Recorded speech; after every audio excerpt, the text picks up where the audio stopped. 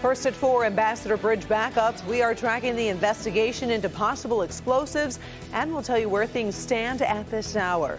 Farmington Hills police investigate the death of an 18-month-old boy.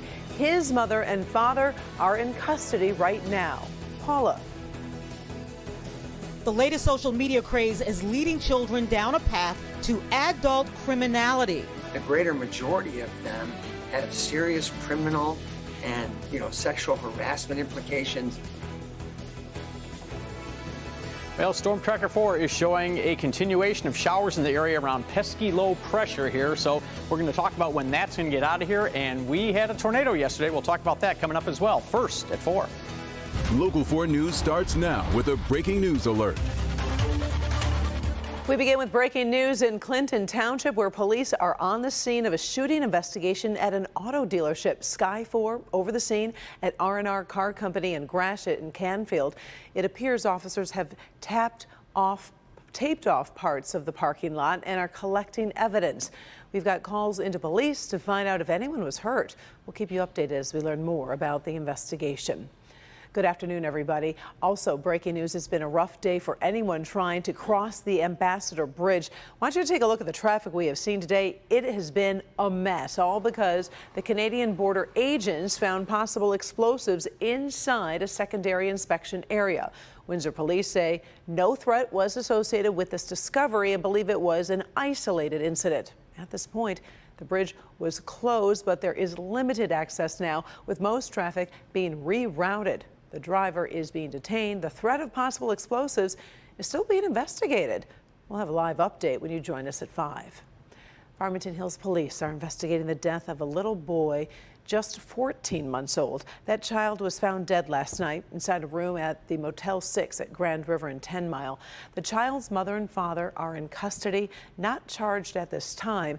Sources tell Local 4 the child's body did show signs of abuse, including bruises. Investigators will send evidence to prosecutors who will determine if charges are filed. We've got a crew working this story, and of course we'll give you an update on the investigation when you join us at 5. Detroit police officer headed to trial accused of assaulting his girlfriend back in August. Investigators say Officer Otis Funchess choked his girlfriend at her home over in Taylor. She is also a DPD officer. The Taylor Police Department says she ended up unconscious, and then that Funchess officer took her cell phone so she couldn't call for help. Funchess will face charges of felony assault, domestic violence, and interfering with a crime report. DPD has suspended him without pay. Michigan just released new coronavirus numbers. The state reporting 8,700 new cases over the weekend. That's an average of about 2,900 a day, down significantly since Friday's report, but we also tend to see fewer people tested on the weekend. We've also seen an additional 62 deaths, including 19 identified during a records review. The Queen of Soul will forever be remembered at a Detroit post office. Today, the Fox Creek Station over on East Jefferson was renamed the Aretha Franklin Post Office building during a dedication ceremony. Former President Donald Trump signed a law back in January to rename the building after the music icon. The bill was introduced by Congresswoman Brenda Lawrence. One of the things that I could do in the capacity of the federal government was to name a post office after her.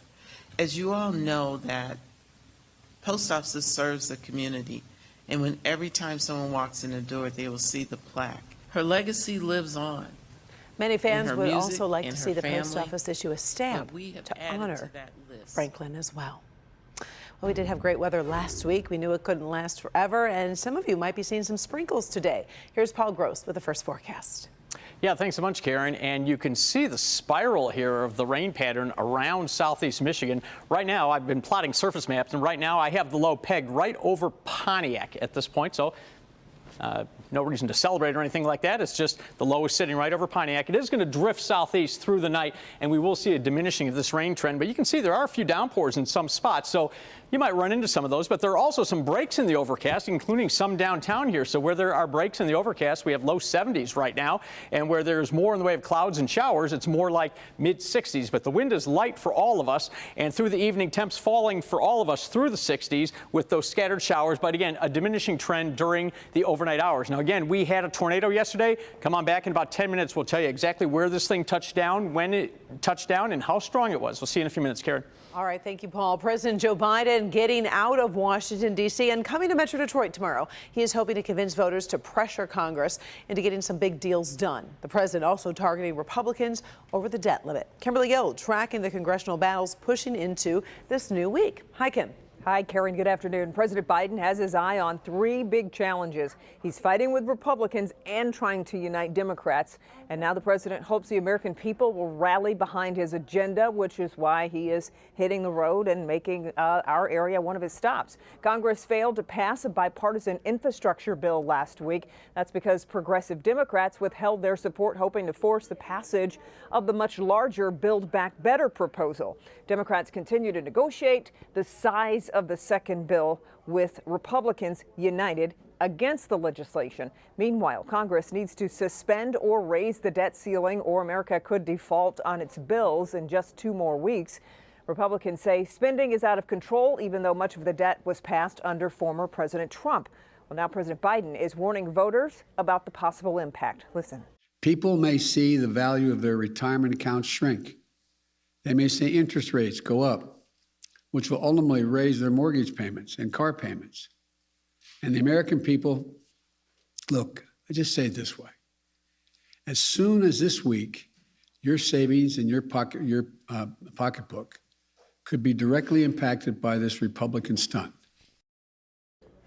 Tomorrow, President Biden will visit Howell, as we said, and of course we'll be covering it, and we'll keep you posted. Until then, Karen, we'll send it back to you. All right. Thank you, Kim. United States Supreme Court is back to work today. The new term always kicks off on the first Monday in October, but this session could especially be historic. The court currently features the strongest conservative majority in decades. The justices will be tackling several hot-button issues like religion, guns, and abortion, including a Mississippi law which bans virtually all abortions after 15 weeks of pregnancy. The current standard is 24. Also, the court is once again hearing cases in person for the first time in 19 months. Well, if you've been online today, you may have noticed Facebook, Instagram, and WhatsApp are all currently down across much of the world. The company says it is aware that, quote, some people are having trouble, and it's working on restoring access. The outage because it happened just before noon. Facebook is not saying what might be causing the outage. Of course, we'll keep you posted here and online at clickondetroit.com. Recently, we've been following a new round of challenges on TikTok targeting students and causing some real-life consequences. More and more, we're seeing teachers and administrators stuck in the middle. Paula Tutman live to show us the impact in just a few local school districts. Paula. You know, we've seen these social media challenges before on other platforms. Some of them are for charity or social justice reasons, but we've certainly also seen a fair share of those that are a lot more sinister, very, very dangerous, and basically effectively walk human lemmings to the cliff. Here's the danger in this one. It is very dangerous for young people to get involved because this could affect minors in the legal system.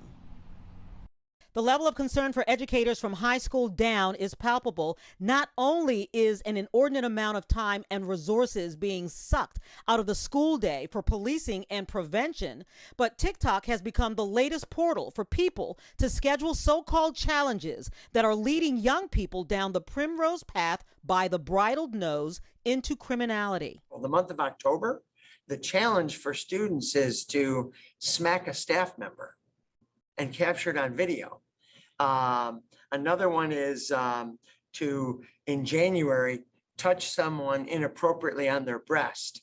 Another one is make a mess in the cafeteria. Thus far, in the Warren Consolidated School District, which has 13,000 students, the middle schools have been ground zero. With the vandalism challenges at play in its 6 middle schools, at least 1 incident per day can be identified. Some of our principals have gone so far as to require students to sign in and out of the restroom. And then in between restroom use, they're inspecting the restroom to make sure that that particular student didn't do any damage. And you can appreciate some of our middle schools have 700, 800, 900 students.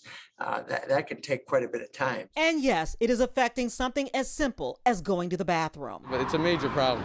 Honestly, I think it's out of hand, and I just try to use the bathroom, and there's no soap. My whole page is flooded of videos of just like kids just stealing stuff, a lot of things out of schools, To date, as many as 6 students are facing actual criminal charges, and another 20 face some sort of disciplinary review that includes suspension or expulsion. For some reason, school children can't process the fact that everything that happens on their cell phone is traceable. This is so deeply concerning to administrators and educators, but also there's more to this. Coming up at 6, we're actually going to talk to a bad behavior expert who talks about how parents are not only possibly responsible for some of this, but could also be responsible, at least civilly, for a lot of this. So I'll see you back here at 6. Back to you. Yeah, that damage obviously costs a lot of money to get repaired. All right, thank you, Paula. Still ahead, a big cleanup on the California coast. We're tracking an oil spill, where it came from and how long it could be causing problems. Also, crater collapse. New trouble for people on this Spanish island. But there is one silver lining. And later, have you heard about the Hollywood star who's about to lift off for outer space? This one might make perfect sense to science fiction fans. It's a big hint for you. Can you figure it out? We've got the answer in Trendy. Stay with us.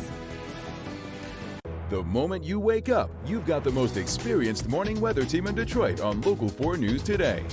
We've got you covered on Local 4 News Today, and click on Detroit.